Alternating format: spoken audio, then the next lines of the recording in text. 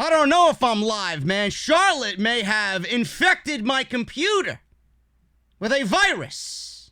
Because, you know, Charlotte Flair is a virus. We're going to be seeing Charlotte Flair on Sunday at In Your House. In Your House Takeover. Io Shirai, Rhea Ripley. We'll talk about that and how WWE handled that on the Go Home show. We're going to talk about Drake Maverick. Drake Maverick, man.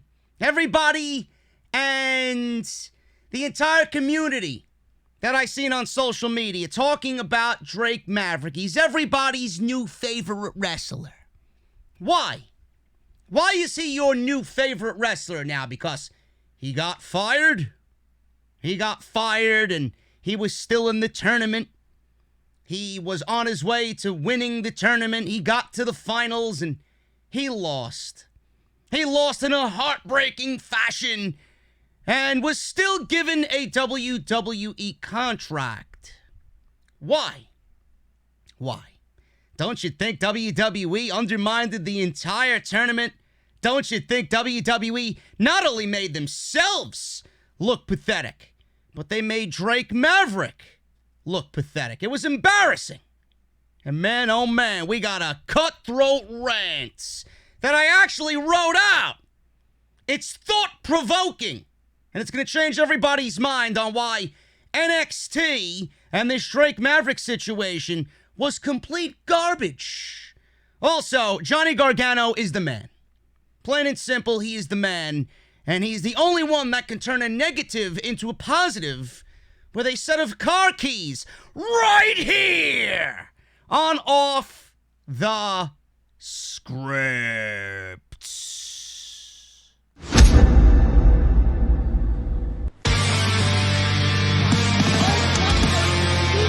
Delete! This is mine.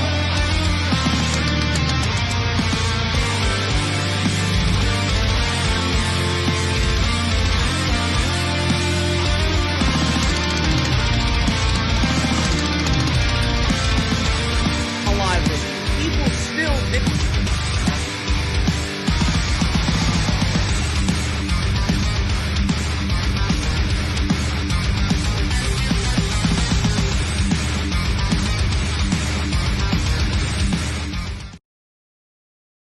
so very much for joining me right here on Off the Script. It is Thursday, June 4th, 2020, and this is your NXT review for last night's show, June 3rd, 2020. We're going to go over what happened on the Go Home show for NXT TakeOver In Your House, which is this Sunday. I will be live right here on Off the Script after it's all over on Sunday night. We're going to talk about it. Should be great. And it should be great because Tommaso Ciampa actually threw some hints out there that we might be seeing the old school In Your House set. So it's going to be very interesting to see come Sunday night. But NXT last night, man, the episode featured Drake Maverick versus Fantasma in the finals of the NXT Interim Cruiserweight Championship Tournament. Now, if you guys know, Maverick advanced to the finals last week with his win over Kushida, of all fucking people. Yes, Kushida's in the tournament, and he didn't actually win the fucking tournament. I don't know what the hell they're doing with Kushida, but that is embarrassing in itself. And then Jake Atlas. The finish of that match, which was a triple threat match, a round-robin fucking tournament, which resulted in a triple threat match. I don't know how much more embarrassing this could fucking get for WWE. The finish of that match was Maverick covering Atlas while Kushida had Atlas locked in a Kross armbreaker. Now, it was later revealed that Atlas had actually tapped out to the Kross armbreaker. Before the referee counted to 3, Maverick offered another match to Kushida to decide what would happen there because of that outcome. And Kushida told him, go fight, go win the title. And then Drake Maverick said, Kushida, I promise you, when I win the Cruiserweight Championship, you're going to be the first in line to get an opportunity at the Cruiserweight Championship if he becomes champion. So that was that. And then the entire story of the tournament was not the talent in the tournament, not the cruiserweights that are trying to set themselves apart by now being on the best brand in WWE. WWE made this entire tournament not about a Kushida, not about an Isaiah Swerve Scott, not about a Jake Atlas, not about an Akira Tozawa, not about a Tony Nese, or anybody in that tournament. They made it about Drake Maverick's sub-story about being fired from the WWE, needing a win to save his job. And we're going to go over that and why nothing that NXT did with this tournament looked good in the end. So that's that. We also had Mia Yim and Candice LeRae. They had a one-on-one match, which resulted in some Monday night garbage on Wednesday night, something that I really don't care to see. Mia Yim and Candice LeRae, they had a one-on-one match. Yim and Keith Lee, they have been feuding with LeRae and Johnny Gargano. Lee will defend the North American Championship on Sunday against Gargano at Takeover in Your House, which I am predicting a new North American champion. We'll talk about that as well. And then we had the build for Charlotte Flair, Io Shirai, and Rhea Ripley for the NXT Women's Championship. Hopefully, the NXT Women's Championship goes back to a normal human being and it's not on an android after Sunday. And then Adam Cole versus the Velveteen Dream. Will Cole shatter Velveteen's dream for the NXT Championship at TakeOver? So we got a lot to talk about on the podcast today. I want to thank you guys so much for joining me. We are about 500 people in this thing. I would greatly appreciate you guys. Hit that thumbs up. As always, it helps out the video tremendously on the YouTube. So you guys can do that for me. You guys don't have to do anything else, really. It's up to you if you want to do anything. Super chats are there. They're open. I see some super chats coming on in. Looks like YouTube fixed the studio and the live dashboard for the live streams, which I am incredibly grateful for because it was very terrible to go back and forth between the actual video on YouTube and then the studio itself was not updating. So it looks like they rectified that. But all you guys have to do really is hit that thumbs up. That's all I would ask from you. It helps the video get into the recommended section, so we are above the Wrestle Geeks and the What Cultures and everybody else in the community, so I would greatly appreciate that. And by the way, nobody does it as good, and nobody gives you the takes that I do here on Off the Script anywhere else in the community, so I appreciate you guys for being with me and spending your Thursday afternoon with me. I got a big day ahead. I got to finish this year, obviously, and then I'm going to record Off the Script for tomorrow. Got a lot to go over with everything that's happening in the WWE. Some major stories coming out of the WWE as far as the talent and how they're being treated during these tapings, and how WWE has ultimately brought up Matt Riddle from NXT, ruined plans for everything in NXT revolving around Matt Riddle and the tag team division. And I also got a story on Vince McMahon actually going out there and trying to rehire every single WWE superstar that he let go on Black Wednesday for an incredibly cheap price, offering them money significantly less than what they were making originally before they got terminated. So there's going to be a lot to talk about on Off the Script this weekend, so look forward to that. Again, hit that thumbs up, subscribe, and then make sure you guys are, turning on that bell for notifications as well, because I don't know if YouTube is still acting funny or not. But the bell is always there to make sure you guys are aware of when I go live and when I upload a video. Follow me on Twitter as well, at JDfromNY206. That's on Twitter and Instagram. So I would really appreciate that as well. And if you want to support the podcast via Patreon, it's always there for you guys to do so. Patreon.com/JDfromNY206. Really appreciate you guys on the Patreon side of things as well during this very difficult time. Love you guys. Man, let's get into NXT right off the bat. We started with Candice LeRae, who I love. I think she is great. Her and Johnny Gargano. So I'm loving what they're both doing as husband and wife on NXT. Now, this was supposed to be Candice LeRae versus Mia Yim in a one-on-one match. Now, what had happened here was this actually spilled out to the audience, or not the audience, the outside of the ring, in front of all the WWE NXT personnel behind plexiglass. They spilled to the outside. Referee double counted out both Candice LeRae and Mia Yim here. So Candice mounted Mia's back. Mia stood up and backed Candice into the turnbuckle before all this melee happened. Cannonball in the corner by Mia Yim.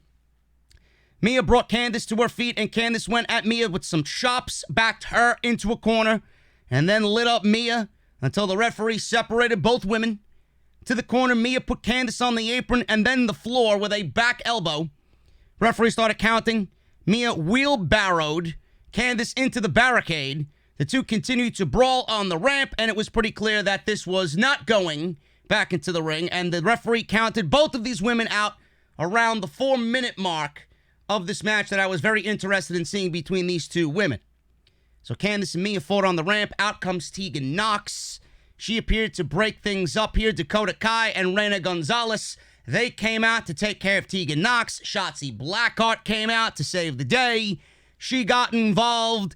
This women's melee here happening on the ramp, and Candice was with Johnny. Johnny was there cheering her on.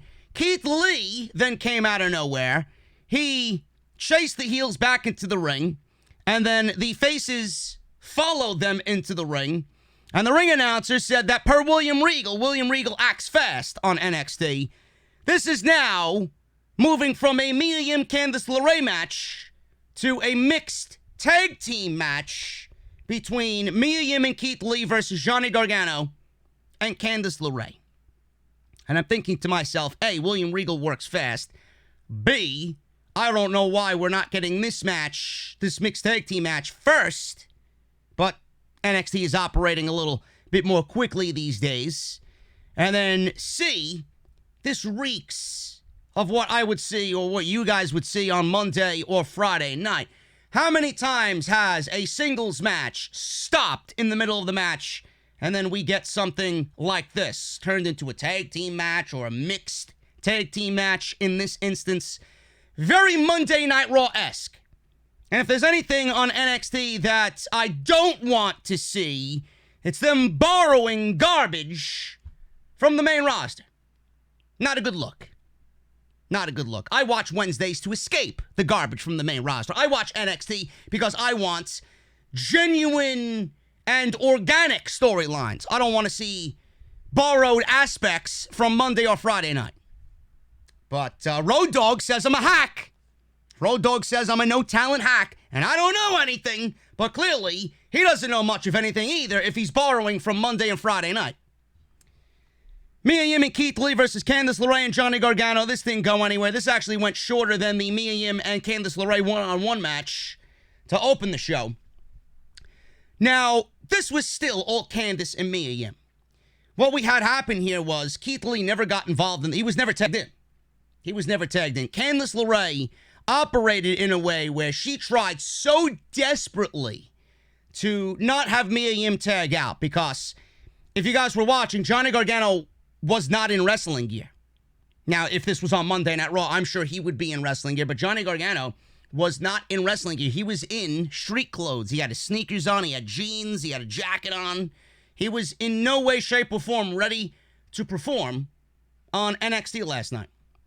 So, Candice LeRae was doing everything she could to keep Mia Yim from tagging Keith Lee, because she didn't want Keith Lee, who was also not in wrestling gear, but she was looking out for her husband. She didn't want Keith Lee to come into the ring, because then that would force Johnny Gargano to come into the ring, and she didn't want her husband to wrestle when he wasn't really prepared to wrestle.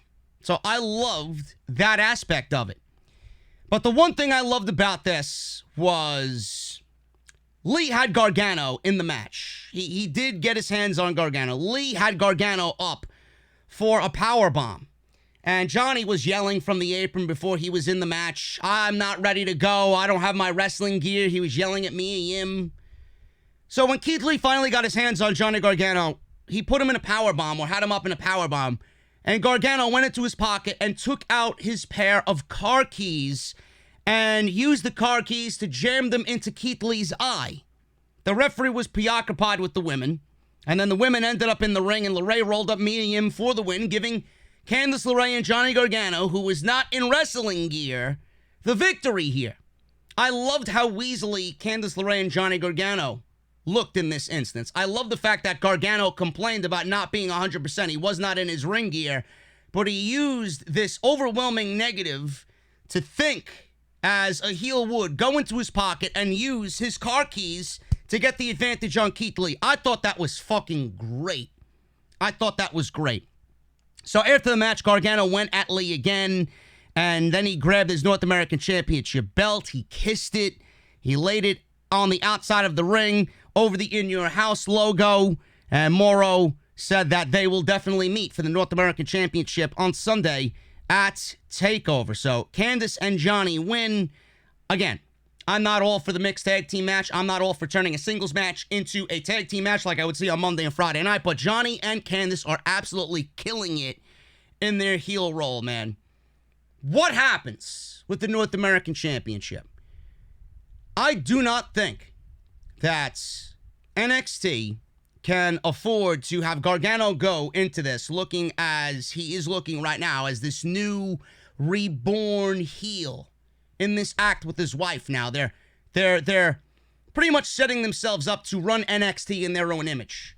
You can't really do that if you go into TakeOver in a match with Keith Lee and lose. So I'm predicting Johnny Gargano to win the North American Championship for the second time in his career and take the title from Keith Lee. Now, some of you might be thinking that Keith Lee losing the championship is not right. He really hasn't done much of anything with the championship. It's not true. He's defended it against Dijakovic and Damian Priest, and both of them at the same time. So Keith Lee has had what I would say a decent run with the North American Championship, but even when he did win it, I always said it, even then, I think Keith Lee is worth much more than just the North American Championship. Give the title to Johnny. Have Candice eventually take the title from Hijo or Rhea Ripley and have them both run both of their divisions as man and woman, husband and wife. The top of their game in both of their divisions. I think that's the way to go. You can make some really compelling stories out of that. Keith Lee is going to be challenging, in my honest opinion, in my prediction, I think Keith Lee is actually going to be challenging for the NXT Championship. A lot of people said Matt Riddle was destined to become NXT champion. That championship was made for him. As soon as he came on into NXT, Matt Riddle had NXT champion written all over him. If you didn't know who he was or weren't familiar with his work, you then soon found out how good he was and how he should be NXT champion. Adam Cole has had a good, long hold on that NXT championship, and rightfully so, because he's one of the best talents in the entire company. He may be one of the best in the world, period. But now Matt Riddle's on the main roster. You're not going to call Matt Riddle and a Dominic Dijakovic and a Chelsea Green and whomever else up to the main roster, and then you're going to leave NXT kind of fending for itself, void of all this talent. I do not think the Velveteen Dream wins the NXT Championship. In fact, I think he gets called up as well. I think he is a part of that group that gets called up. You're going to be seeing Riddle, Dijakovic, and I'm predicting Velveteen Dream is going to be called up to the main roster. That's when I'll be fucking terrified of what they're going to do with the Velveteen Dream. Adam Cole is going to be the NXT champion, and I honestly believe come SummerSlam weekend that Keith Lee is going to be the NXT champion and defeat Adam Cole for that championship. And then at that point, then Undisputed Era gets called up to the main roster. What's NXT going to be left with? I have no idea. But they got an entire performance center just waiting for an opportunity to be on TV. And it's not like they really give a shit about the Wednesday Night Wars anyway. They're not really doing anything, and they're not taking the proper steps to beat AEW on Wednesday night. It's almost as if they're conceding. So what's the big deal about the Wednesday night ratings? Nobody gives a shit. Just do what you got to do to really start creating some superstars and bring NXT back to the NXT that we all fell in love with. Because I feel like with every passing week, I feel like NXT is just getting more and more main roster as the weeks go on. And I don't really like that feeling whatsoever. So that's my prediction. That's my prediction for what's going to happen with Johnny Gargano, Keith Lee, and what's going to happen with Adam Cole and the Velveteen Dream. So I just gave you two predictions right there for TakeOver in your house this Sunday. Mackenzie Mitchell, she was backstage with Dexter Lumis, who is another one of my boys on this brand. He is fucking great at what he does. She asks what the odds were that the Velveteen Dream could beat Adam Cole to become new NXT champion. So Loomis, I was hoping, did not say a fucking word, and thank God he didn't. He stepped out of frame, and then he came back with some paper and a set of markers. And he was about to draw Mackenzie something. Instead of actually speaking words, he was going to put his words to paper and really draw out what he's thinking about Velveteen Dream and the North American Championship with the Undisputed Era. Speaking of Mackenzie Mitchell, she actually caught up to Drake Maverick arriving at Full Sail University. She asked how he was feeling for the better part of the day, knowing that his career could be over in WWE. He said, "Today was the day. Either the best or the worst day of my life." He said there was no pressure for this reason. He said he doesn't know what's going on, and he's excited. He drove this idea home with some energy, and then he went to go get ready for his match. Now, he's about to be fired. He's about to be fired, and there's no pressure because the stakes have never been higher for Drake Maverick. But Drake came off as if whatever will be, will be. Sound like fucking Frozen over here. Whatever will be, will be. He didn't give a shit. So why am I going to give a shit about Drake Maverick if he doesn't care about his own career in what could be the final match of his WWE run? So we got a prime target, I guess, vignette or video package between Adam Cole and the Velveteen Dream. This was really good stuff. I mean, this is where WWE kind of nails it home with the go-home stuff. The video packages are just always so great. Velveteen Dream and Adam Cole, they documented everything between the history of Adam Cole. Adam Cole was in a limousine. Limousine pulled up. Kyle O'Reilly, man, oh man, he's growing that beard. I thought I was growing my beard out. Holy shit, Kyle O'Reilly's growing his beard out. Put his head out the window, invited Cole in, where the Undisputed Era were getting psyched up about celebrating Adam Cole's championship year-long run. And then Velveteen Dream rollerbladed in his segment around town. He spoke in voiceover about how this is where it all started, and he hoped Adam Cole liked pain because there would be a lot of it on Sunday night. Undisputed Era went to a fancy wine bar. I love me some wine bars. They got some good taste there, man. And Cole toasted to the longest championship reign ever in NXT and a beautiful victory at TakeOver. Somebody called for more bread as the camera focused on Cole's belt while it was on the table. So then Dream was thinking back to when he pinned Adam Cole. He asked his mirror who would be the greatest champion of them all. So then we got this goon in the mirror who was dressed like Prince, musician Prince. A Prince lookalike showed up in the reflection and assured him it would be the Velveteen Dream. So then the segment moved to nothing more than sound bites. We seen Brillo head Sam Roberts. He was talking about how Dream had to be unbeatable on Sunday. Then we got the shill, Peter Rosenberg, hyping the clash between Cole and Dream and how they have two differing personalities. Drew McIntyre was even in this thing and said Dream was unpredictable. Pat McAfee, another WWE shill, said Dream reminded him of Dennis Rodman, who was flamboyant but always got the job done. Morrow hyped the backlot brawl, and that is where the NXT Championship match will take place at TakeOver. What we are hearing is that it will be a cinematic championship match between Cole and the Velveteen Dream. So I'm looking forward to this, and I can't wait to see what happens. I do not think that Velveteen Dream is ready for the NXT Championship. I do think that he would actually be ready for the main roster after this. I would not take that title off of Cole. I really don't think that if you give the Velveteen Dream, who's a babyface, there are not many heels in NXT that could really get the job done as far as lining opponents up for the Velveteen Dream. At least with Adam Cole, if he's still the champion, you got one big name left on that roster named Keith Lee who could take that championship off of Adam Cole. And then you even got Ciampa. And again, you know, I'm thinking several takeovers from now. If you take the title off Cole and put it on Dream, what is that going to do? What is that going to do? I'm keeping it on Cole. I'm having him drop it to Keith Lee, and then at that point, we'll have a couple of months into this thing. I'm going to start booking Keith Lee versus Karrion Kross for the NXT Championship. That's what you need to do. Because I'm not really sold on Velveteen Dream versus Karrion Kross. It really doesn't do anything for me, but you got a clash of styles like Keith Lee and Karrion Kross for the NXT Championship. That's more NXT to me than Velveteen Dream against anybody else on NXT's roster right now. Especially for that championship that is just mired in prestige. I think that's the way to go about it. I think Dream is better off on the main roster compared to what he has coming up for himself in NXT. That's just my opinion. You guys might think differently, but I do think that Velveteen Dream loses this and he gets called up to the main roster, but I could be wrong. I could be wrong.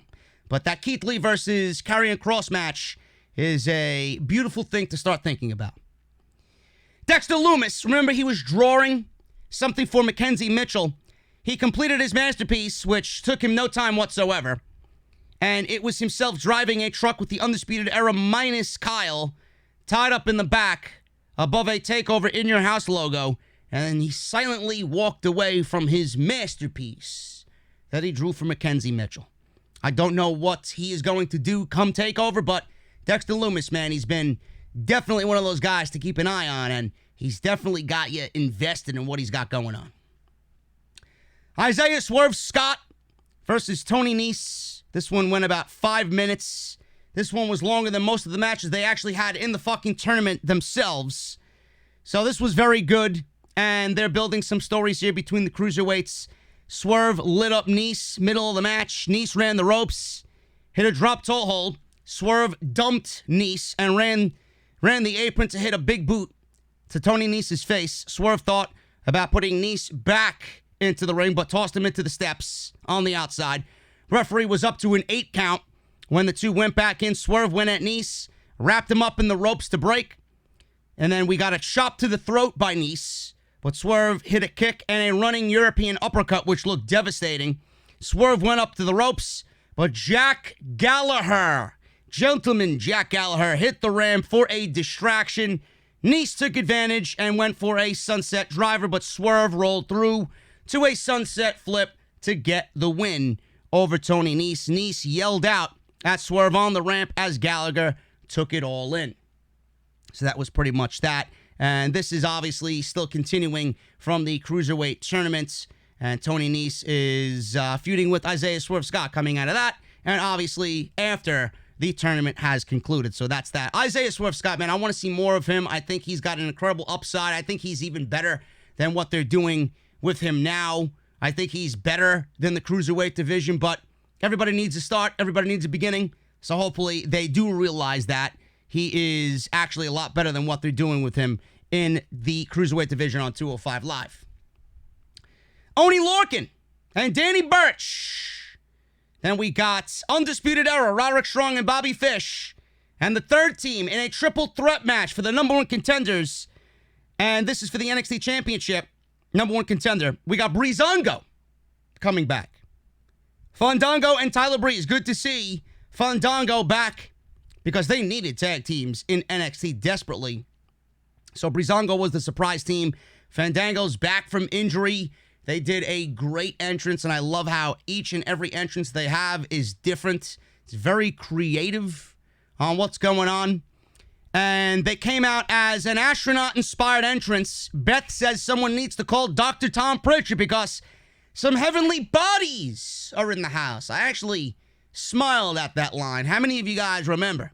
Gigolo, Jimmy Del Rey, and Dr. Tom Pritchard, managed by Jim Cornette, the heavenly bodies. So Burch, Breeze, and Fish started out in the ring. This was really fun. It went about 10 minutes. So we speeded up here towards the end of this thing. Complete breakdown as Undisputed Era hit the ring to team up on Fandango. And we had the camera all of a sudden catching Dexter Lumis in the crowd. Now, he was obviously standing behind the plexiglass. So Lumis was at ringside, and his presence was there to simply distract the Undisputed Era Breeze hit his beauty shot on Fish, followed by Fandango hitting his top rope leg drop, and that was it. Breezango is the #1 contenders for the NXT Tag Team Championship. Again, depending on who you talk to, man, it looks to be a little main roster-ish right now in NXT.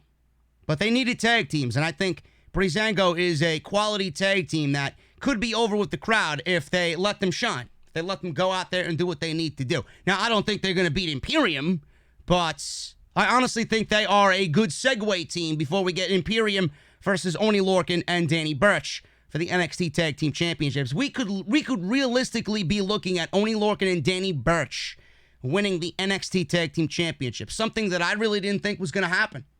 But we'll see what happens. I think that's what they're setting up. Those two teams going to battle over the tag team titles in NXT. Chelsea Green, she's been in the news. Chelsea Green is probably making her way to the main roster. I don't know why. I don't know who came to this decision. They didn't even settle on a fucking gimmick for her in NXT, and now they're bringing her to the main roster. It's almost as if they are bringing her to the main roster to give Zack Ryder a big fuck you. Now, that's the way I would look at it. I don't know if you guys would think that way. But in my mind, in the back of my mind, it's almost as if they're bringing Chelsea Green up to the main roster to have her be a little bit more successful than her husband ever was. That's just the way I think about it, because WWE is fucking petty. They are petty. So they showed a recap of Chelsea Green teaming with the Android last week. In a WWE.com exclusive, Chelsea Green broke away from Robert Stone and is no longer a part of the Robert Stone brand. So she walked away, and she said she was hotter now than she's ever been. So reports of Green, like I said, are heating up because there are rumors that she could end up on Monday Night Raw or SmackDown, and who knows when that's going to be, but the rumors are out there.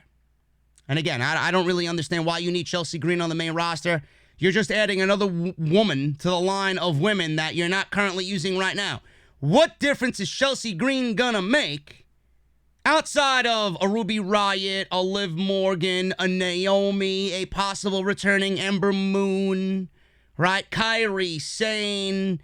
How many other fucking women on that brand that are not being used, on the main roster that are not being used? What is Chelsea Green legitimately going to add to the women's division? Nothing. You, at that point, I honestly think you need to reshuffle the entire division. You keep the top two women on each brand on their brand. You got Charlotte and you got Asuka. You keep them there. You got Sasha and Bayley. You keep them on SmackDown. You got Asuka and Charlotte on Raw. Keep those four women associated with their brands. And that's it. And then you reshuffle the entire fucking division. Because if you're adding Chelsea Green to a Raw, or you're adding Chelsea Green to a SmackDown, it's going to make absolutely not a lick of a fucking difference to what's going on. None. You're just adding another woman who is mega talented to an overwhelming, terrible division. So what is she exactly going to do? You need to hit the reset button with the women's division. Not continue to add, because you got all these fucking women you're not using. I don't see what the difference is by adding another one. Ridiculous. Santana Garrett, someone who I'm a big fan of, against Aliyah. This one went 2 minutes.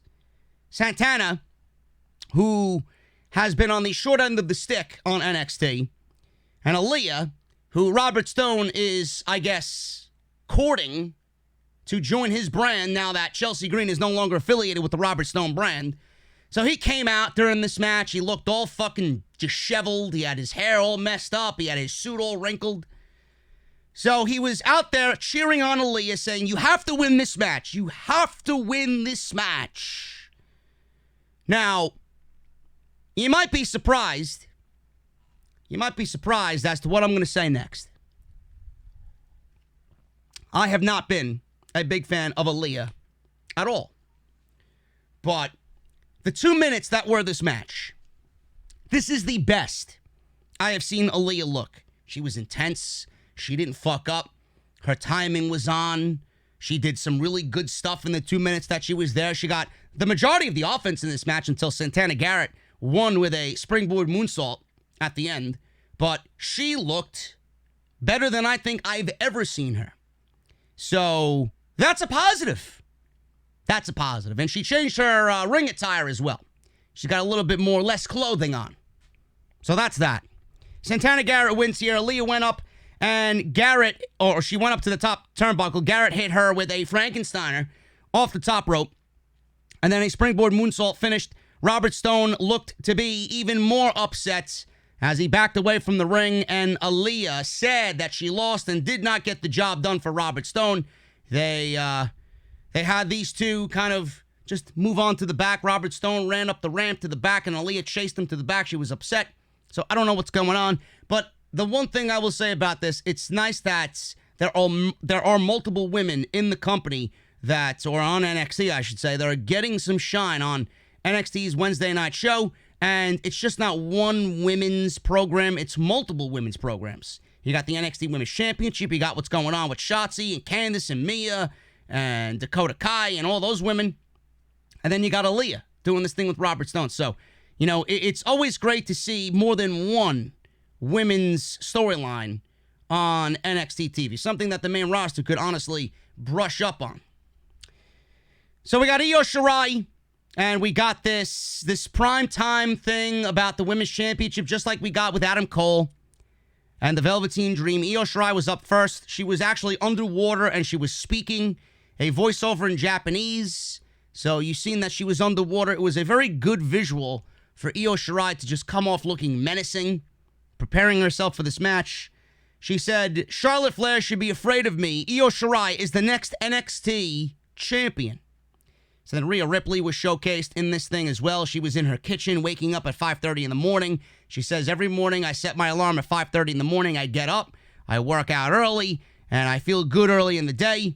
She says she finished 2019 as high as she's ever been in her entire career, and it's all been downhill since 2020 started. You can blame Charlotte Flair for that. You were Charlotte Flair's virus. And then Charlotte had the anti-virus protection program. That's all that was. She said now she just wants to win. I don't know who the fuck wins this match. It could be Io or Rhea, as long as Charlotte is no longer the NXT Women's Champion. Charlotte worked out at the Performance Center. She said she was nervous because she hasn't been on a takeover in a very long time. She said when the crowd chanted, "You don't go here," she said, "Excuse me? I built here." Yeah, continue lying to all of the NXT faithful, Android. Natalya supplied some sound bites for this thing and said that Charlotte had gone full circle. Peter Rosenberg, the WWE shill, said Charlotte has to show she is as hungry as she ever was, and that's why he thinks having her as the NXT Women's Champion is a great thing. He doesn't know anything. He's fucking clueless. Sam Roberts, Brillo head, said anytime Io Shirai walks into an arena, every set of eyes is locked on her. I don't know where everybody else's eyes are, but mine are not locked on Charlotte Flair. We got shots of a young Shirai growing up, winning tournaments all over Japan. Beth Phoenix and Rosenberg put over Io Shirai. Natty says she was one of the best wrestlers in the world, and when Io is on TV, she wants to see what she's going to do. So meaning that when Io is on TV, she commands your attention. Pat McAfee said that she was like a Wolverine. She will rip your face off. He predicted her to win the championship at TakeOver. Take it to the bank, he said. Moral then put over the match for Sunday's In Your House TakeOver event. So these prime time, these prime target segments, they're probably what you're going to be seeing at the pay-per-view on Sunday.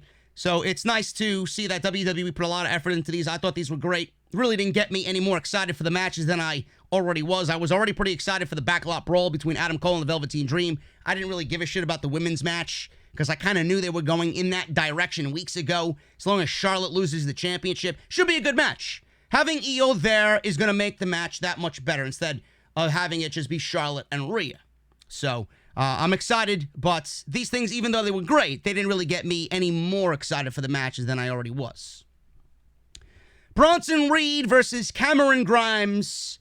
You can tell that they're big on Cameron Grimes. Definitely big on Cameron Grimes. I actually got some news on Bronson Reed. And right now, they got no plans for Bronson Reed whatsoever on NXT TV. And I'll get into that in a second. So we got Cameron Grimes winning here with the, I believe, what the fuck does he call that? The cave-in. So he got Bronson Reed with the cave-in. So Grimes missed. Actually, he rolled out of the way because Bronson Reed went up top and missed a frog splash, and that's where the opening was for Cameron Grimes to nail the cave-in. 3 minutes or so Cameron Grimes gets a win. As Grimes was talking to the camera, he put his hat on. Karrion Kross was behind Cameron Grimes. He got out of dodge. As soon as he seen Kross in the ring, he fucking jetted out of the ring. So this left poor Bronson Reed in the ring. So we got a Doomsday Saito suplex on Bronson Reed. Kross got in the camera's face and said, "This Sunday will be something special, Ciampa." Tick-tock. Now, the reason why they had poor Bronson Reed destroyed here is because they don't have Bronson Reed on their priority list, number one, according to Dave Meltzer. And the reason why they had Karrion Kross do this is because they wanted to get that Saito Doomsday suplex over. They wanted to show you the sheer strength of Karrion Kross before they actually took this into TakeOver and had him go one-on-one with Tommaso Ciampa. So it was pretty much a setup to show you exactly how strong he is, how big he is, how dominant he is, and no matter how big you are, he's going to take you out. That was pretty much the entire situation there with Bronson Reed, as what Dave Meltzer said on The Observer last night. So that was that. I'm very excited about that match. I can't wait to see what Kross does in his first legit match against Tommaso Ciampa at TakeOver. Should really be good. Should really be good. We got an official announcement. Another match was added for TakeOver in your house. Tegan Nox, Mia Yim, and Shotzi Blackheart versus Candice LeRae, Dakota Kai, and Raquel Gonzalez. And that is actually going to be on the show. No pre-show or anything. That's going to be on the show this coming Sunday. And then we got the main event, folks. Then we got the main event. The Cruiserweight Championship. We got Drake Maverick and El Hijo del Fantasma for the Cruiserweight Championship. This is the final of the NXT Cruiserweight Championship Tournament. And man, oh man, I will say this. The match itself, I was never a big Drake Maverick guy. But the match itself was great. I will give both of them that. The match itself was great. But everything that happened in this match, just based off what had happened already leading up to this, I'm being genuine when I tell you guys I could not give a shit. I could not give a shit. And I actually wrote out a rant because I wanted to make sure everybody understood where I was coming from, because there are some people in the community that loved it. Brian Alvarez, who I think his takes are great. You know, he's just like me. He's a no bullshit guy who shits on something when it deserves to be shit on, and he says something is good when it deserves to have praise behind it.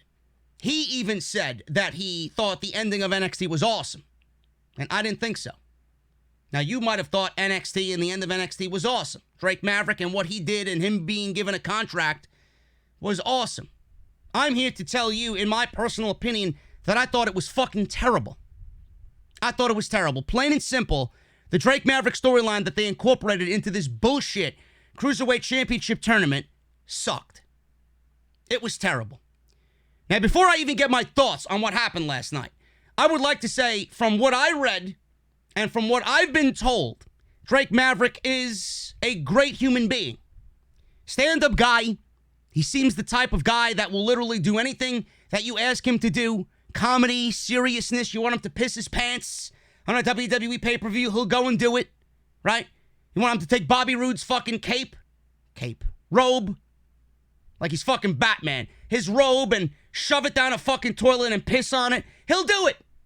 He'll do it. Even though I thought it was fucking terrible, he will do anything that you ask him to do, and will do it to the best of his ability. Now, I have not come across Drake Maverick. I have not met him personally, but from what I've been told, and that was backed up by some people on Twitter during this entire thing, he's a stand-up guy. Now, I get it. This was his dream job. You might have a dream job. My dream job was to work from home and just have freedom. Not working a corporate job, just being a number. having the fucking owner or the CEO or whoever owned the business come on in and not know your fucking name. You know how many times I had to deal with that? You know how many times that made me feel like shit that the regional manager or the CEO or the guy that owned the fucking business came on in and he didn't even know your fucking name? This was his dream job. This, what I'm doing here for you guys and my aspirations in the business, that's my dream job. I get it. I get it. This is his dream job. When you have a dream job, you do anything to keep that dream job. There is nothing else you want in life. This is what he wanted. If being in WWE makes him happy, God bless Drake Maverick. I wish that upon everybody. I wish you guys all the happiness in the world. I wish you find your dream job. My opinion isn't with who Drake Maverick is or who Drake Maverick is as a performer or a human being. My issue is with creative. It's the company that employs Drake Maverick. Now, Drake Maverick was fired on what everyone in social media was calling Black Wednesday. Cuts the company made due to the CV-19 pandemic. Maverick was on that list that included Deonna Purrazzo, who was an NXT talent that is now in Impact Wrestling, Lio Rush, Rusev, Kurt Hawkins, Zack Ryder, Heath Slater, No Way Jose, and amongst countless others, including WWE personnel, people in Stamford, Connecticut that work at the headquarters, and producers such as Kurt Angle and Shane Helms. Drake Maverick, I do believe, cut an emotional, heartfelt, real promo the day he was released because he was genuinely heartbroken over losing his dream job. That video on Twitter went viral in the IWC. I'm not the biggest fan of Drake Maverick, never have been, never will be. But man, I will tell you this, and I said it on social media, I even commented on the video. That shit made me tear up because we've all been there. You've lost a job that you love so much, and I've lost a job. I've been terminated. That I've lost a job, and I cried when I had no job. Unaware of what's to come next. The uncertainty was very scary. I cried because I was in his position once before. A lot of people felt what he was feeling in that video. Now, WWE had already announced eight participants in this round-robin tournament for the Cruiserweight Championship, one of them being Drake Maverick. He was already announced for the tournament before he was even terminated. So naturally, people were wondering what the company was going to do. The video he posted on Twitter didn't take long to go viral, and for him to receive an outpouring of support from everybody, fans and co-workers alike. So afterwards, WWE made the decision to keep him in the tournament. Of course they did. What do you think WWE is going to do? They're going to use this guy's pain and suffering to their advantage. Of course they did. He was the only superstar really out of the many that were released to even have anything on TV. Barely. But knowing WWE from an avid watcher's eye and knowing their history of doing shitty, shady things for their own agenda, it made me start to wonder. You have some of the best cruiserweights in the world in this company, and you choose Drake Maverick, of all people, to represent the new age of cruiserweight on NXT. When has Drake Maverick done anything outside of being a 205 Live general manager? Has he even competed in any type of action on 205 Live in the division before this tournament? I don't think so. I haven't seen Drake Maverick do anything outside of him chasing around the fucking 24/7 title and R-Truth on Monday night. Soon after it came out, he was still competing in the tournament. That video he released really felt disingenuous to me. So knowing that he was in the tournament, I'm like, I can't take this fucking video seriously anymore. I knew WWE was up to the typical bullshit they always put themselves in for their own personal gain. I truly hope that video, that moment, was real, and he thought that he was actually let go, and this is not a typical wrestling quote-unquote work. Maybe we all got played. And it goes into the box of he will do anything for the company because he loves what he does and loves his bosses and loves the WWE so much. And he was never fired. And it was an angle from the beginning, which in that case, they faked a fucking firing amongst over 100 real-life firings, making the entire situation that much worse. The tournament itself was a complete fucking afterthought. Jake Atlas, Isaiah Swerve Scott, Akira Tozawa, Tony Nese, Kushida, of all people. You have some incredible talent in this tournament. You placed Drake Maverick in the middle of this tournament, presented it as a big deal. Most of the matches ended up being 3-minute affairs on NXT TV every Wednesday, making the tournament itself, just by that aspect, feel fucking less important. It made the division feel less important. I felt like I was watching a Cruiserweight fucking match on Monday night. Never mind NXT, where they actually are brought to the show to wrestle. But we're seeing 3-minute matches in the goddamn tournament. You sacrifice talent who've been dying for an opportunity to showcase what they can do in their weight class for a man who was supposedly terminated to sell his story so that you can profit off of whatever genuine emotion he did put into him being legit fired. I would say everyone in this tournament deserved better. Everybody deserved better. As far as the talent involved here, they're supposed to be the fucking future. In this case, NXT presented themselves as shameful as Raw or SmackDown. The entire story of the tournament was for Drake to continue winning to save his job. He loses the final and a shot at becoming Cruiserweight champion, yet here WWE is giving him a contract to stay with the company for fucking losing. Losing. Just like every other fucking situation where we watch Monday and Friday, the losers benefit more than logic. So right there, I'm done. I'm done. They gave him a contract for losing, undermining the entire story of the entire tournament. He wins, he keeps his job. He loses, he goes home. It's very simple. It's very simple. Not only did they undermine the entire story of the tournament, this disingenuous moment actually took away from the moment in you crowning a new Cruiserweight champion, which should have been the most important aspect of this entire fucking thing. The match with Fantasma was good. It was good. The ending made me fucking ill. And for the first time in a long time, I rolled my eyes at something NXT did, and I am an NXT fucking shill. I never roll my eyes at anything NXT does. First of all, from a creative standpoint, since you already committed yourself to this bullshit narrative, why didn't you drag the emotional aspect of him being fired out a little bit further? With the masked luchadors involved in this Fantasma gimmick that have been running all over NXT kidnapping people, I personally feel there was no better time than to turn him heel and reveal himself as a heel and break Drake Maverick's heart after shaking his fucking hand and offering this guy a fair match to save his job. Taking this opportunity away from him by cheating. Now none of that matters because he was given his job back at the end of the show. Sign him again on TV when things become a little bit more emotional as the weeks go on. Let that emotion play out first. WWE does anything with the emotion? Oh my God, that'd be a first. You can brag about how important the tournament is all you want. Triple H is saying this is a new wave of cruiserweights and how important the tournament and the championship was. The title is important. The tournament is important. Yes, I get it. It didn't seem that way with all of this bullshit with Drake Maverick and the tournament that you presented to us.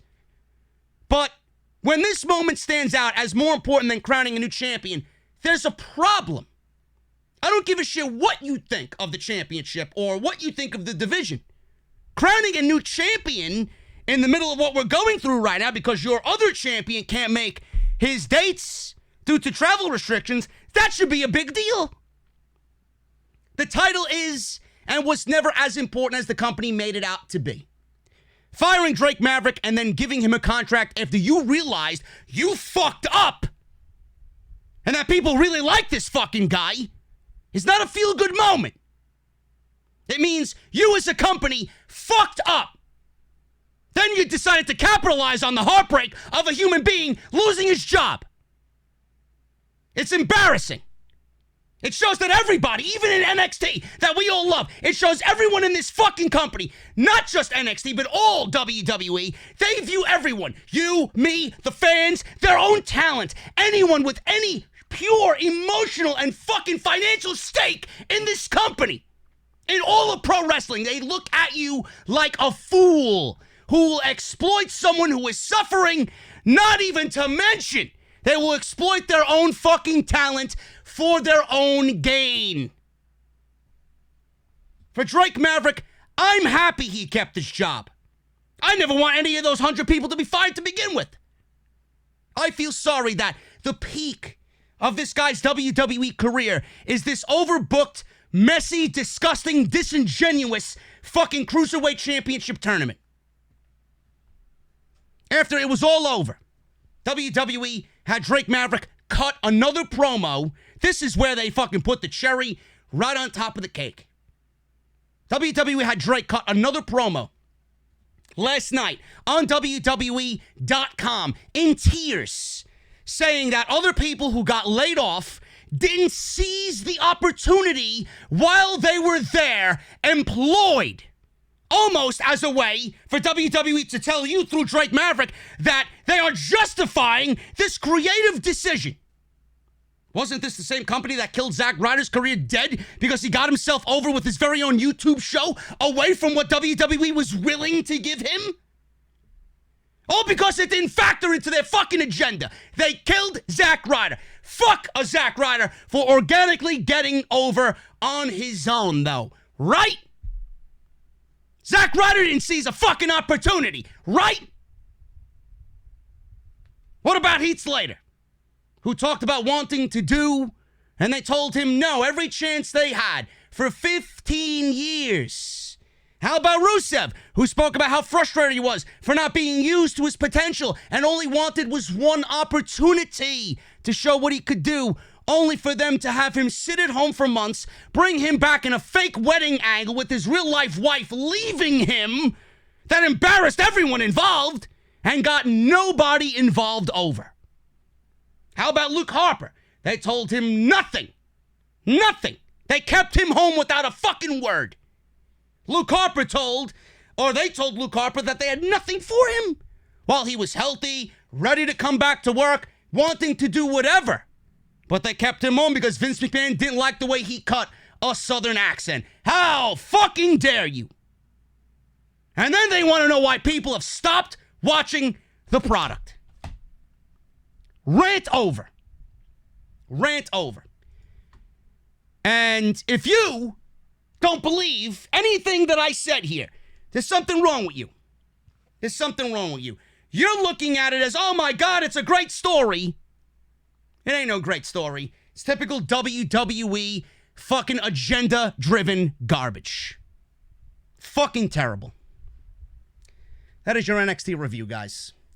Let's hit these super chats before we get the hell out of here. Kenley Pierre, $5 super chat.